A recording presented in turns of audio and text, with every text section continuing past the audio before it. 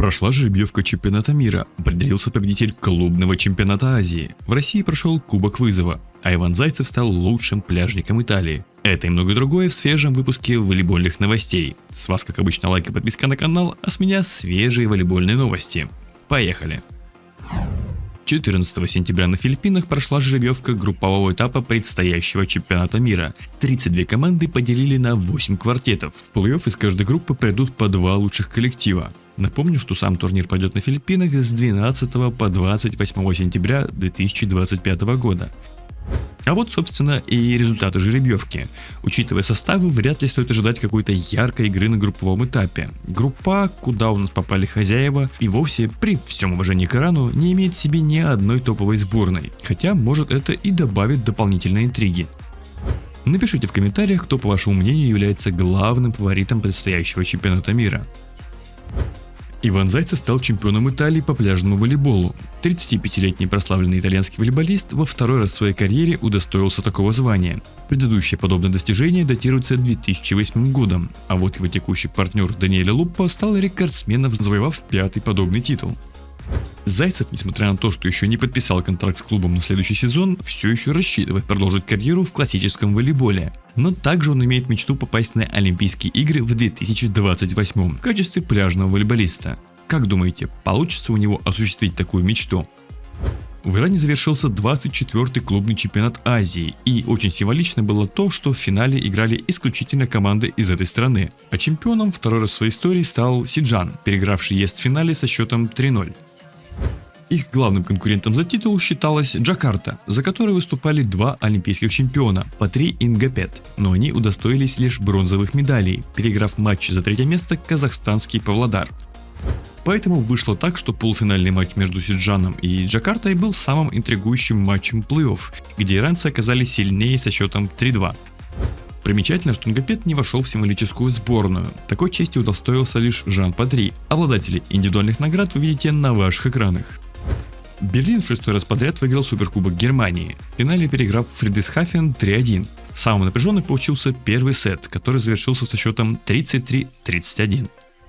Топовые итальянские клубы продолжают свою подготовку к сезону, принимая участие в предсезонных турнирах. Вслед за триумфом в Польше Перуджа прихватила себе еще один предсезонный трофей, обыграв в финале Лубо Цветанову со счетом 3-2. В матче за 3-е место Милан оказался сильнее французского тура со счетом 3-1. В параллельном предсезонном турнире победу одержали игроки Трентино. Действующие победители Лиги Чемпионов в финальном матче переиграли Верону 3-1. Трентино в полуфинале этого турнира одолела Модену 3-2, а Верона оказалась сильнее Пиченцы 3-1. Стриминговая площадка Volleyball World TV достигла отметки в 1,5 миллиона зрителей, что на 77% больше, чем в предыдущем сезоне. Платформа обещала в текущем сезоне еще больше постараться над функциональностью сервиса, чтобы улучшить впечатление от просмотра для всех любителей волейбола. И раз уж в начале сезона не очень актуальна тема трансферов, то перед тем, как перейти к результатам матчей, давайте я расскажу, что Андреа Джани продлил контракт со сборной Франции. Добившись золотых медалей на Олимпиаде в Париже, итальянский специалист планирует повторить успех и в 2028 году в Лос-Анджелесе. Кстати, друзья, вы можете забрать подарок от нашего партнера по ссылке в описании. Наслаждайся игрой, остальное за Винлайн.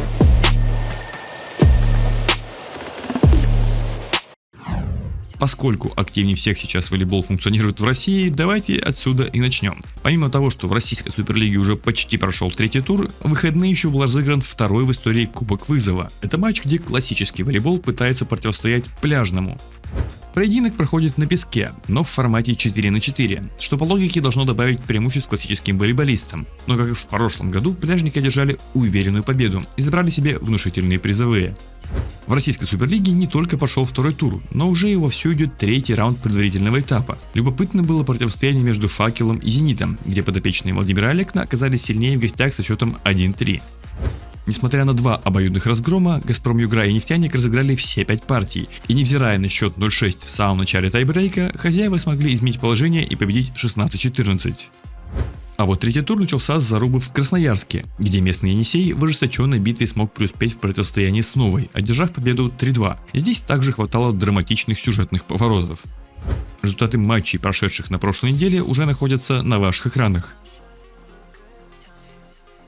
Здесь же вы можете посмотреть и турнирное положение команд после неполных 3 туров. В В Польше стартовал очередной сезон Плюс-лиги. В матче открытия сошлись вице-чемпионы прошлого сезона Аурон и Люблин, за который в этом сезоне будет выступать Вильфредо Леон. Только как и в предсезонных матчах, доигровщик не появился на площадке, но это не помешало его клубу одержать волевую победу в матче открытия со счетом 3-2. Продолжился первый тур еще одной интересной вывеской. Один из главных фаворитов на медали проект Варшава принимал у себя сильно преобразившийся Заксу, капитаном которой стал прославленный польский диагональный Курык. Но долго присматривать за своей новой командой у Бартоша не получилось. После неудачного рикошета в середине первого сета мяч отскочил в глаз капитану Заксы, и тот был вынужден покинуть площадку. Пока что тяжесть этого повреждения неизвестна, но в ближайшие тренировки команды Курык пропустит. Без основного диагонального Закса так и не смогла перехватить инициативу и уступила Варшаве в 3 сетах, несмотря на неплохие и яркие отрезки. Из уже прошедших поединков первого тура Плюс-лиги я бы отметил первую за 1406 дней победу Бензина в элитном польском дивизионе. После возвращения в Плюс-лигу данный коллектив оказался сильнее Катовицы со счетом 3-0. А вот один матч так и не смог начаться. Обладатель кубка ЕКВ Эрисовия должен был принимать у себя в гостях Сталь, и команда соперников даже выехала на матч, но из-за наводнения в Нысе встречу решили перенести на 30 октября. Результаты прошедших матчей первого тура польского чемпионата сейчас находятся на экранах ваших устройств. На этом заканчивается порция самых интересных и свежих волейбольных новостей. Я очень надеюсь, что она вам понравилась и вы оцените ее лайком и подпиской на канал.